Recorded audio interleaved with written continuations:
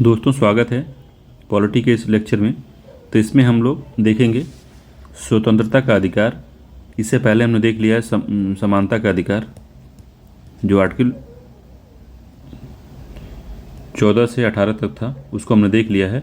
अब स्वतंत्रता का अधिकार जो है ये हमारे संविधान में 19 से 22 तक है, जिसको हम लोग देखते हैं। इसमें जो 19 है ये थोड़ा बड़ा है, तो इसका थोड़ा बड़ा वीडियो बनेगा, तो इसको हम लोग देखते हैं। 19 क्या कहता है, आर्टिकल 19। तो आर्टिकल 19 हम लोग पढ़ेंगे। तो आर्टिकल जो 19 है वो सभी नागरिकों को 6 अधिकारों की गारंटी देता है, जो आर्टिकल 19(1) में परिभाषित किया गया है कि उसके बारे में बताया गया है। अब आगे विस्तार में उसको देखेंगे। तो 6 अधिकारों की गारंटी देता है 19। तो पहला क्या है, वाक एवं अभिव्यक्ति की स्वतंत्रता का अधिकार।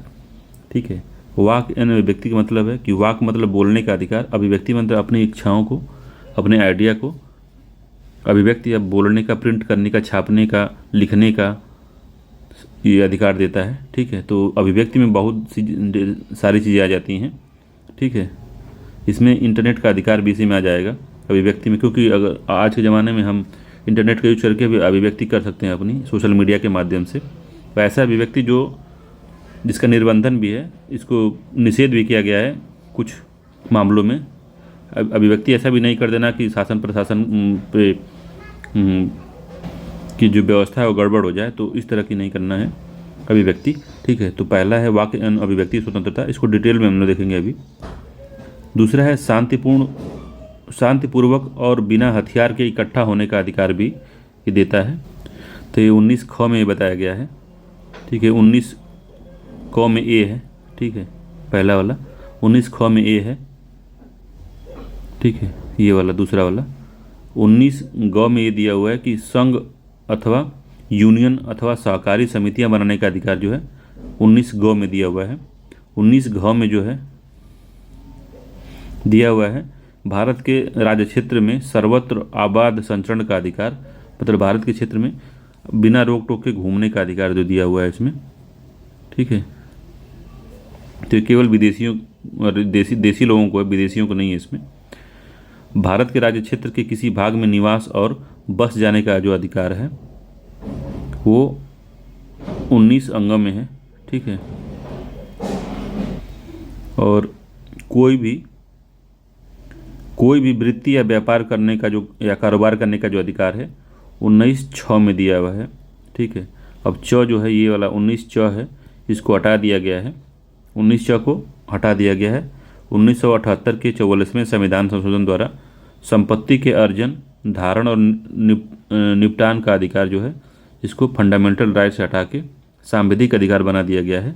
तो इसको हटा दिया गया है और 300 क के तहत विधिक अधिकार बना दिया गया है इसको। ठीक है, तो यही 6 जो हैं हमको दिए गए हैं। तो पहला है, दूसरा है, तीसरा है, चौथा है, पांचवा है, छठवां है। तो 6 तरह के अधिकार जो दिए गए हैं।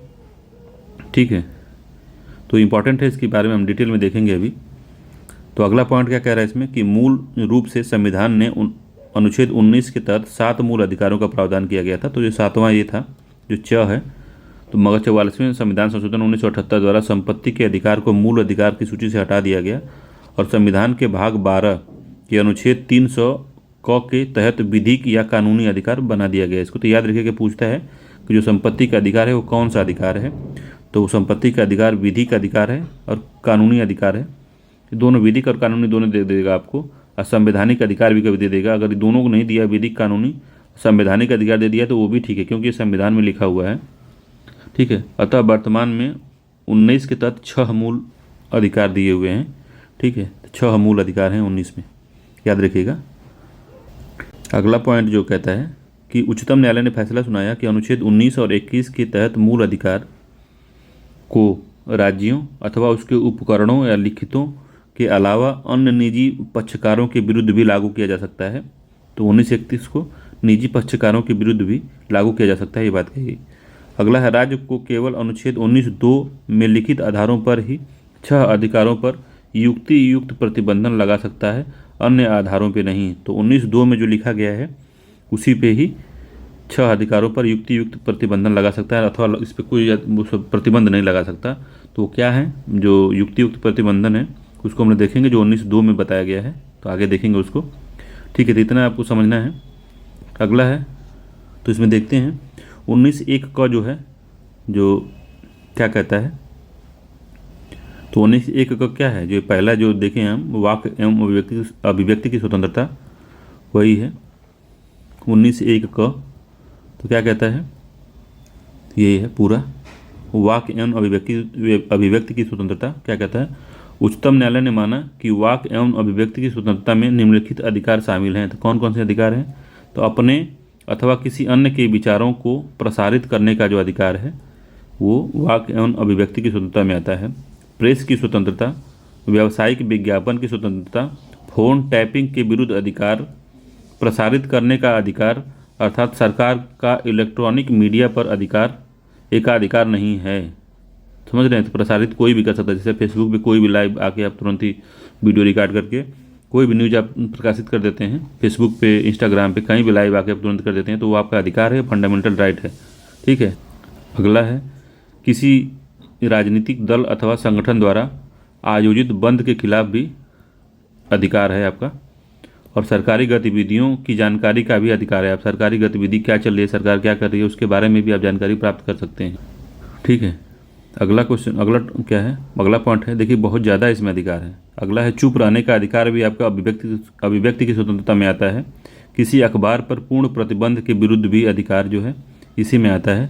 प्रदर्शन एवं विरोध का अधिकार, लेकिन हड़ताल का अधिकार नहीं शामिल है इसमें। इंपॉर्टेंट है, इसको याद रखिएगा, इसी पे क्वेश्चन बनता है। राष्ट्रीय ध्वज फहराने का अधिकार सबको होगा। निर्वाचन लड़ने वाले उम्मीदवारों की पृष्ठभूमि जानने का, मतदाताओं का जो अधिकार है वो 19(1) क के अंदर आता है। वाक एवं अभिव्यक्ति की स्वतंत्रता में आता है जानने का अधिकार। अगला है, प्राथमिक विद्यालय के स्तर पर शिक्षा का माध्यम चुनने का अधिकार भी इसी में आता है। लैंगिक पहचान व्यक्त करने का अधिकार भी 19(1) क में आता है। उत्तर देने का अधिकार या आलोचना का उत्तर देने का अधिकार भी इसी में आता है। इंटरनेट, सोशल मीडिया, जानकारी, वीडियो पोस्ट का जो अधिकार है ये भी फंडामेंटल राइट है आपका। आप कोई भी वीडियो पोस्ट करते हैं, कोई आपको रोक नहीं सकता, मगर 19(2) के अंदर में ही आप करेंगे। फिल्मों के निर्माताओं को अपनी फिल्म प्रदर्शित करने का अधिकार है, ये फंडामेंटल राइट है। इंटरनेट तक पहुंच का अधिकार, इंटरनेट के माध्यम से सूचना तक पहुंच का अधिकार भी फंडामेंटल राइट है। तो 19(2) क्या कहता है, 19(2) जिसके तहत जो राज्य है युक्त निर्बंधन लगा सकता है आपके वाक एवं अभिव्यक्ति की स्वतंत्रता पे। तो राज्य निम्नलिखित आधारों पर युक्त प्रतिबंध लगा सकता है। तो कौन सा है, तो विदेशी राज्यों के साथ मैत्रीपूर्ण संबंध, पहला संविधान संशोधन अधिनियम 1951 द्वारा ये किया गया था। तो विदेशी राज्यों के साथ अगर मैत्रीपूर्ण संबंध है और विदेशी राज्यों के खिलाफ कोई भड़कीला आप उस तरह का वीडियो बना रहे हैं या कोई भी भाषण दे रहे हैं तो आपको रोका जा सकता है। किसी अपराध के लिए उकसाना, पहला संविधान संशोधन अधिनियम 1951 के तहत किसी अपराध के लिए उकसाना। लोक व्यवस्था, ये भी पहला संविधान संशोधन अधिनियम 1951 था कि लोक व्यवस्था के लिए, ठीक है। भारत की संप्रभुता और अखंडता के लिए 16वां संविधान संशोधन अधिनियम 1963 के तहत इसको लाया गया। मानहानि, न्यायालय की अवमानना, राज्य की सुरक्षा, शालीनता और नैतिकता के तहत में आपको रोका जा सकता है अभिव्यक्ति की स्वतंत्रता करने से, ठीक है। अगला जो है, तो याद रखिए, तो ये जो है 19(1) क था, ठीक है। 19(1) क ये था जिसके बारे में हमने जानकारी लिया। अब 19(1) ख देखते हैं क्या कहता है। तो 19(1) ख जो है, अगला है 19(1) ख में क्या कहा गया है, तो शांतिपूर्वक सम्मेलन की स्वतंत्रता जो है, शांतिपूर्वक आप कोई भी सम्मेलन कर सकते हैं। तो सभी नागरिकों को शांतिपूर्वक और बिना हथियार के संगठित होने का जो है अधिकार जो है फंडामेंटल राइट है उनका। इसमें पहला पॉइंट है, सार्वजनिक बैठक आयोजित करने, प्रदर्शन करने, जुलूस निकालने का अधिकार फंडामेंटल राइट है। केवल सार्वजनिक भूमि पर शांतिपूर्वक तरीके से बिना हथियार के किया जा सकता है ये, ठीक है। केवल सार्वजनिक भूमि पर शांतिपूर्वक तरीके से और बिना हथियार लिए किया जा सकता है। अब कहने का मतलब केवल सार्वजनिक भूमि का मतलब ये है कि आप सरकारी भूमि पे कर सकते हैं। आप किसी के रोड पे करना, किसी के नहीं, सरकारी रोड पे ये नहीं कर सकते, किसी के दरवाजे पे आप नहीं कर सकते। अब इस तरह की स्थिति ना उत्पन्न कर दीजिए कि आप बीच रोड पे ही बैठ गए हैं, किसी के दरवाजे पे बैठ गए हैं, किसी घर में घुस के प्रदर्शन कर रहे हैं, तो ये सब चीज़ों को नहीं कर सकते आप। एक केवल सार्वजनिक भूमि जो कि इसके लिए आवंटित की गई है उसी पे आप कर सकते हैं। अगला, हिंसा, अव्यवस्था, दंगापूर्ण सम्मेलन अथवा ऐसी ऐसी सभा जो लोक शांति भंग करती हो अथवा जिसमें हथियार शामिल हो उसको संरक्षण प्रदान नहीं करता। ठीक है, तो ये सब इसमें शामिल नहीं होगा। इस अधिकार में हड़ताल का अधिकार शामिल नहीं है, तो इस अधिकार में हड़ताल का अधिकार शामिल नहीं है, इसको याद रखिएगा। ठीक है, 19(3) जो कहता है में 2 आधारों पर युक्त प्रतिबंध का उल्लेख इसमें किया गया है। कौन सा है? तो पहला, भारत की संप्रभुता और अखंडता पर, लोक व्यवस्था जिसमें संबंधित क्षेत्र में यातायात का अनुसरण भी शामिल है। ठीक है, 19(3) जो है ये बताता है कि युक्त निर्बंधन 19(1) ख पे लगाया जाएगा। कब? अगर भारत की संप्रभुता और अखंडता की बात आती है या लोक व्यवस्था भंग होती है जिसमें संबंधित क्षेत्र के यातायात अनुरक्षण भी शामिल है। आप रोड पे नहीं कर सकते, रोड जाम नहीं कर सकते आप, तो ये भी शामिल है इसमें। ठीक है, अगला है धारा 144 दंड प्रक्रिया की धारा 144। मजिस्ट्रेट ऐसी सभा, बैठक अथवा जुलूस को रोक सकता है जिसमें बाधा, परेशानी अथवा मानव जीवन, स्वास्थ्य अथवा सुरक्षा के लिए खतरा या सार्वजनिक शांति में गड़बड़ी अथवा दंगा, किसी झगड़े का जोखिम शामिल हो। ठीक है, अगर धारा 144 के तहत अगर दंड प्रक्रिया में जो मजिस्ट्रेट है या जो आपके जिले का जो डीएम है वो क्या कर सकता है, वो उसको रोक सकता है कि अगर आपकी बैठक से, जुलूस से, सभा से और गड़बड़ी, मानव जीवन, स्वास्थ्य और सुरक्षा के लिए खतरा और आवाजाही में बाधा हो रही है या परेशानी हो रही है किसी व्यक्ति को, तो उस आधार पे आपको जो शांतिपूर्वक सम्मेलन की स्वतंत्रता को बाधित किया जा सकता है। ठीक है, जिसमें कई मामले कोविड-19 से निपटने के लिए भी लागू किए गए थे। ठीक है, अगला है धारा 141 दंड संहिता की कि 5 अथवा उससे अधिक लोगों का एकत्र होना गैर कानूनी हो सकता है यदि उसका उद्देश्य, पहला क्या है, उद्देश्य क्या है कि किसी कानून के कार्यान्वयन अथवा कानूनी प्रक्रिया में अवरोध उत्पन्न करना हो। दूसरा है कुछ लोगों की संपत्ति पर बलपूर्वक कब्जा करना हो, शरारत अथवा आपराधिक कृत्य करना हो, किसी व्यक्ति पर गैर कानूनी काम के लिए दबाव डालना हो, सरकार अथवा उसके कर्मचारियों द्वारा अपनी कानूनी शक्तियों का प्रयोग करने पर उन्हें धमकाना हो। तो भारतीय दंड संहिता 141 के तहत उनको गैर कानूनी, यह गैर कानूनी हो सकता है अगर 5 अथवा इससे अधिक लोग एकत्र होते हैं तो। ठीक है, तो ये सब बताया गया है। ठीक, तो शांतिपूर्वक सम्मेलन करने के अधिकार में भी 19(3) के तहत युक्त निर्बंधन बताया गया है। तो ये भी काफ़ी इंपॉर्टेंट है, इसको भी ध्यान से देखिएगा। तो 19(1) ख जो है ये शांतिपूर्वक सम्मेलन की स्वतंत्रता देता है, मगर 19(3) के 2 आधारों पर इस पर प्रतिबंध लगाया जा सकता है। ठीक है, अगला पॉइंट जो है 19(1) ग है संघ बनाने का अधिकार। तो संघ बनाने का अधिकार में कई चीज़ शामिल है। क्या क्या चीज़ें हैं, तो जैसे आप इसमें क्या कहते हैं, राजनीतिक दल बना सकते हैं, कोई संगठन बना सकते हैं, व्यापारिक संगठन बना सकते हैं, सहकारी समितियां बना सकते हैं, जैसे कोऑपरेटिव है, क्लब है, साझा कंपनी खोल सकते हैं, कुछ भी कोई भी आप संगठन बना सकते हैं, ये आपका मौलिक अधिकार है। ठीक है, तो क्या दिया है इसमें, तो सभी नागरिकों को संघ, यूनियन, सहकारी समितियां गठित करने का अधिकार होगा। जो गठन का अधिकार है उसमें क्या क्या है, तो राजनीतिक दल है, कंपनी है, साझा फर्म है, समितियां हैं, क्लब है, संगठन है, व्यापार संगठन अथवा लोगों का कोई निकाय हो सकता है। ठीक है, जैसे हमारे घर पे गांव के कुछ लोग मिल के, हमारे घर के भी लोग उसमें शामिल थे, तो एक गांव के लिए एक सोसाइटी बनाए थे ये लोग। तो वो लोग क्या करते थे कि उसको पंजीकृत करवाए थे, जाके डीएम साहब के पास उसका रजिस्ट्रेशन करवाए थे। और वो लोग क्या करते थे कि जब किसी गांव में किसी बहन बेटी की शादी होती थी तो ये लोग अपने से चंदा लगा के अपने हिसाब से जाके उसको कुछ गिफ्ट या सामान वामान देते थे। तो उस तरह की समिति भी आप बना सकते हैं, मगर उसको रजिस्टर कराना पड़ेगा आपको, उसका रजिस्ट्रेशन मिलता है आपको। ठीक है, तो उस तरह का संगठन भी आप बना सकते हैं। अगला है, इसमें संघ को जारी रखने का अधिकार भी शामिल है।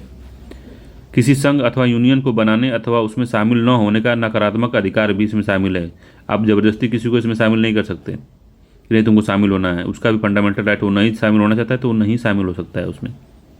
ठीक है, 19(4) में युक्त प्रतिबंध भी इस पर लगाया गया है कि भारत की संप्रभुता पर अगर आपका संगठन खतरा कर रहा है, भारत की अखंडता पे है, लोक व्यवस्था पे है और नैतिकता पे है कि आप संगठन बना के लूट घसोट कर रहे हैं, किसी के मौलिक अधिकार का हनन कर रहे हैं, गलत आचरण कर रहे हैं किसी के साथ, आप लोग मिल के, तो जैसे संगठन के लोग मिल के, आप लोग नहीं, संगठन के लोग मिल के ऐसा कर रहे हैं, तो युक्तियुक्त प्रतिबंधन आप पे लगाया जा सकता है और ये अधिकार, संघ बनाने का अधिकार आपसे छीना जा सकता है।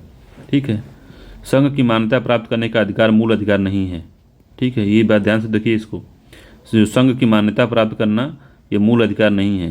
तो आप संघ बनाने के लिए गए डीएम साहब के पास या कहीं भी उस अथॉरिटी के पास जो संघ बनाने के लिए आपको परमिशन देती है, अगर वो कहती है कि नहीं हम इसका परमिशन नहीं देंगे, तो आप ये फंडामेंटल राइट आपका नहीं है।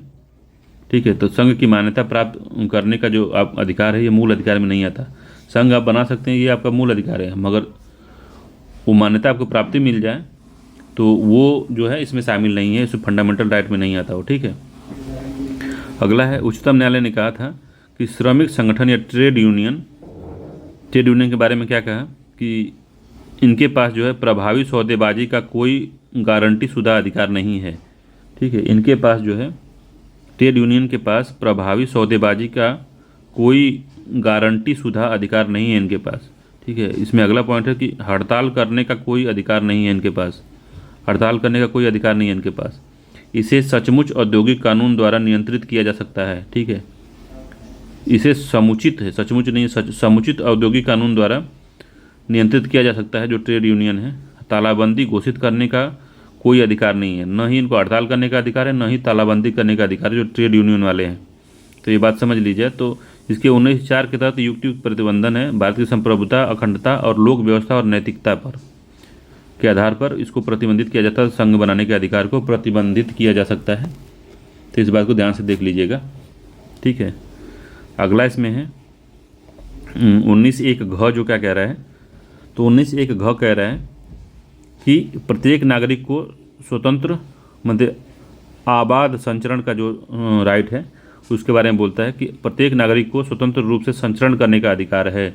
अंतर्राज्यीय और अंतर्राज्यीय संचरण, इंटर स्टेट और इंट्रा स्टेट मूवमेंट। ठीक है, अंतर्राज्यीय और अंतर्राज्यीय मतलब एक राज्य के अंदर भी, मतलब यूपी है इसके अंदर कहीं भी जा सकता है कोई व्यक्ति, और उत्तर प्रदेश और बिहार के बीच भी कहीं भी घूम सकता है कोई भी व्यक्ति। ठीक है, तो अंतर और इंट्रा स्टेट और इंटर स्टेट का मतलब ये होता है। ठीक है, इंट्रा स्टेट मतलब होता है उसी राज्य के अंदर जिस राज्य का निवासी है, और इंट्रा स्टेट मतलब दो राज्यों के बीच भारत में कहीं भी आबाद रूप से वो संचरण या घूम सकता है, या मूवमेंट करने का उसका फंडामेंटल राइट है।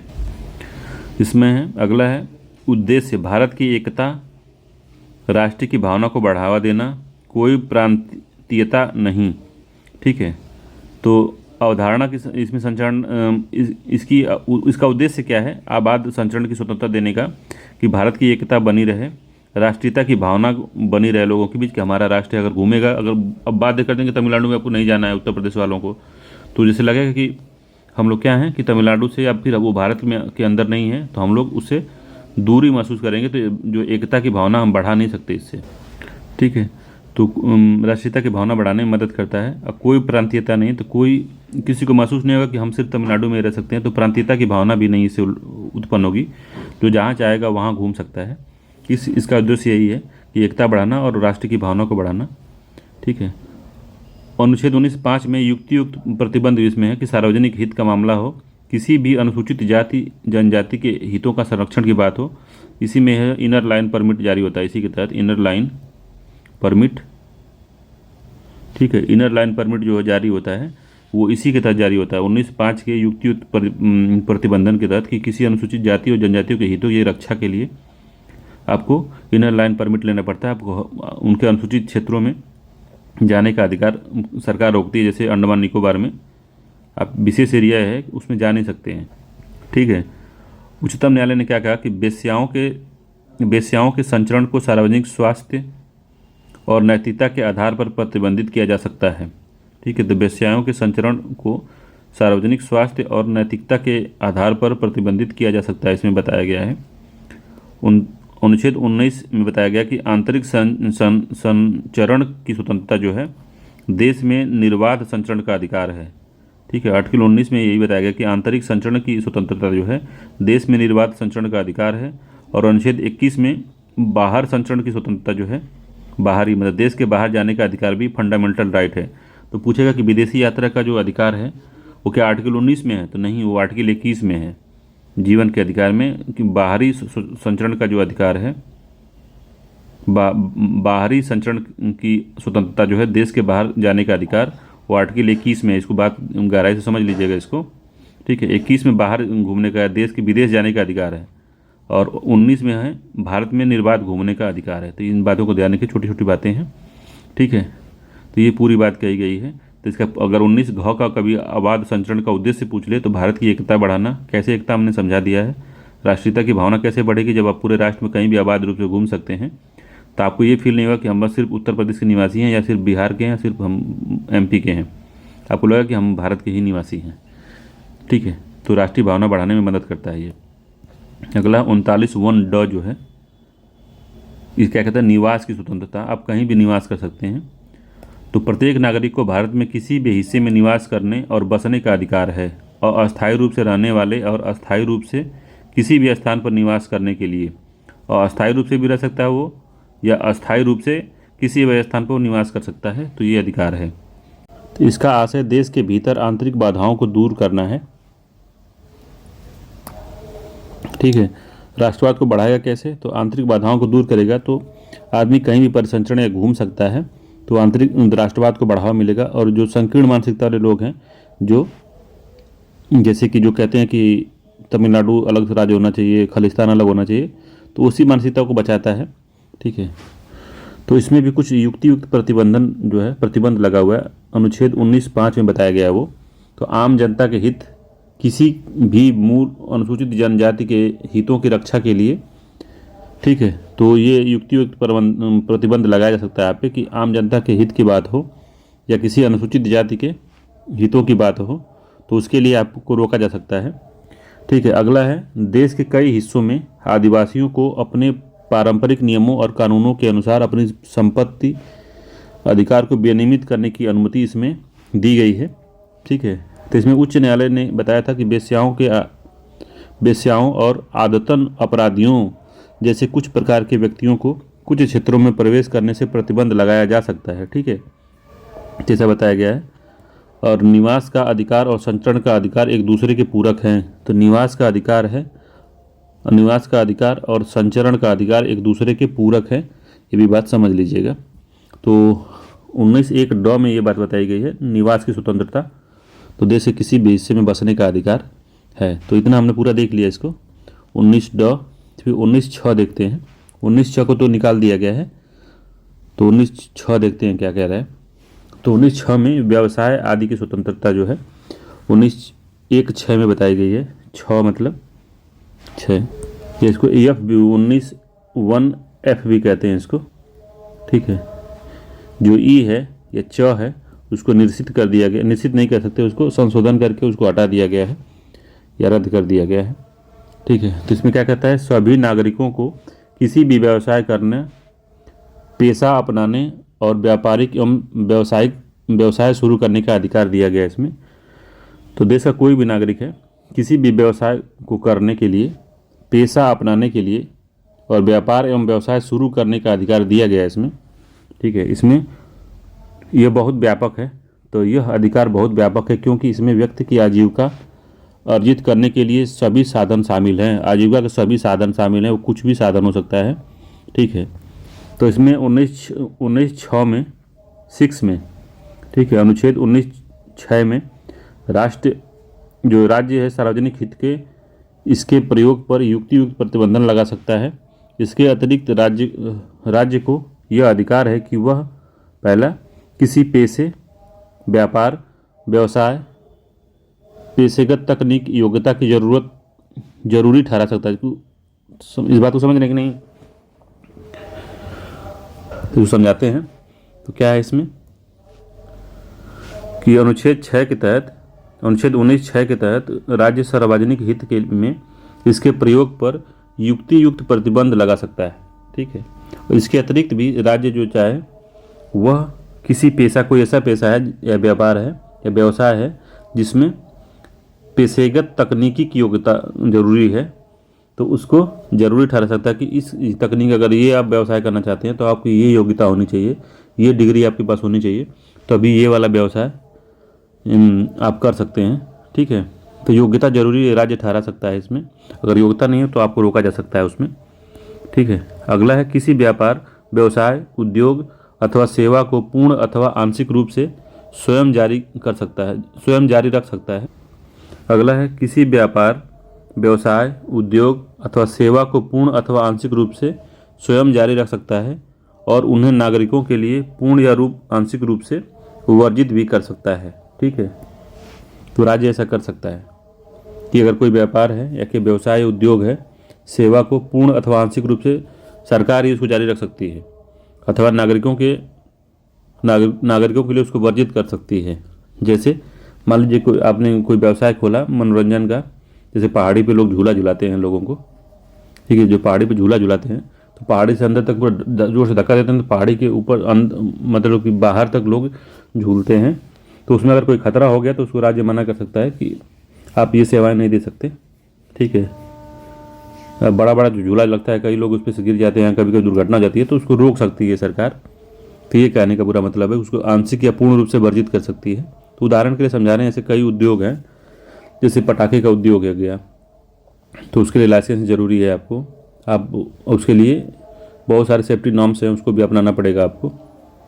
उसके अलावा अगर कोई है ऐसा चीज़ है जो पर्यावरण में गैस निकाल रहा है, काफ़ी प्रदूषण फैला रहा है, वायु प्रदूषण फैला रहा है, तो उस उद्योग को पूर्ण या आंशिक रूप से सरकार रोक सकती है या उसको लाइसेंस देने के लिए या शुरू करने के लिए लोगों को वर्जित कर सकती है किसी निश्चित क्षेत्र में। ठीक है, अगला है राज्य को अपने एकाधिकार को उचित ठहराने की आवश्यकता नहीं है। तो राज्य चाहे तो अपने एकाधिकार किसी भी व्यवसाय पे, सेवा पे, उद्योग पे अपना एकाधिकार बता सकते हैं कि मेरा एकाधिकार है, आप इस पे अपना कोई भी धंधा हो गया, कोई व्यवसाय हो गया, कोई उद्योग हो गया, आप शुरू नहीं कर सकते। तो राज्य को वो एकाधिकार को उचित ठहराने की आवश्यकता नहीं है आपको, ये उचित है कि नहीं है। ठीक है, तो ये बात है। और इसमें क्या है कि इसमें क्या शामिल नहीं है, तो किसी ऐसे पेशे अथवा व्यवसाय अथवा व्यापार या उद्योग को जारी रखने का अधिकार है जो अनैतिक अथवा खतरनाक है। राज्य इन्हें पूरी तरह से प्रतिबंधित कर सकता है, जैसे पटाखे का मैंने बताया कि अवैध रूप से नहीं चला सकते, अथवा इसे लाइसेंस के माध्यम से विनियमित कर सकता है। तो जो अभी पूरा जो बताया है मैंने वो इसी के अंतर्गत आता है। ठीक है, तो ये बात याद रखिएगा। तो 19(1)(6) को सीधे याद रखना कि व्यवसाय आदि की स्वतंत्रता है, मगर कुछ प्रतिबंध भी हैं। क्या क्या प्रतिबंध थे मैंने बताया, तो पहला में था कि कुछ ऐसे व्यापार या पेशे हैं जिसमें कुछ तकनीक की ज़रूरत होती है, कुछ पेशेगत तकनीक की योग्यता की ज़रूरत होती है। तो योग्यता आपके पास रहेगी तभी वो वाला व्यवसाय आप चालू कर सकते हैं, अदरवाइज सरकार उसको रोक सकती है। ठीक है, या उसके लिए ज़रूरी ठहरा सकती है कि वो अगर आपके पास है तभी आप कोई ये वाला व्यापार या अमुक व्यापार आप कर सकते हैं। ठीक है, या व्यवसाय कर सकते हैं या पेशा अपना सकते हैं। अगला है किसी व्यापार, व्यवसाय, उद्योग या सेवा को पूर्ण या आंशिक रूप से स्वयं जारी रख सकता है, सरकार स्वयं जारी रख सकती है और उन्हें नागरिकों के लिए वर्जित कर सकती है कि आप इसको नहीं कर सकते, इसको मैं ही करूँगा। और ये करने के लिए एकाधिकार जो सरकार जो ले रही है यह उचित है कि नहीं है, इसको उचित ठहराने की आवश्यकता नहीं है उस सरकार को, क्यों आपके बताया कि नहीं मैं कर रहा हूँ यही उचित है, तो इसकी आवश्यकता नहीं है। ठीक है, अगला तो देखिए थे, इसमें शामिल है खतरनाक और अनैतिक जैसे व्यापारों को या लाइसेंस के माध्यम से इसको जारी करवा सकती है या तो पूरी तरह से प्रतिबंधित कर सकती है राज्य खतरनाक और अनैतिक उद्योगों को। ठीक है, तो ये है 19(6) में युक्त प्रतिबंध है जिसको हमने अभी देख लिया। तो 19(1)(6) में व्यवसाय आदि की स्वतंत्रता थी। ठीक है, अब जो 19(4) था जिसको हटा दिया गया था उसके बारे में हमने लोग शुरुआत में ही पढ़ लिए थे। 19(4) के बारे में क्या पढ़े थे 19(4) के बारे में, तो ये है 19(4) है। ठीक है, 19E भी इसको कहते हैं। इसमें क्या कहा है, 1978 के 44वें संविधान संशोधन द्वारा इसे हटा दिया गया। इसमें जो था संपत्ति के अर्जन, उसको धारण करने, उसका निपटान करने का अधिकार नागरिक को होगा। उस समय था, 78 से पहले था ये, मगर 78 में इसको हटा के 300 में भाग 12 में इसको जोड़ दिया गया और इसे विधिक अधिकार या कानूनी अधिकार बना दिया गया। ठीक है, ये बात याद रखिएगा। तो ये पूरा 19 हो गया है। ठीक है, अब देखते हैं आगे जो है 20वां है अपराध के लिए दोषी सिद्ध के संबंध में स्वतंत्रता।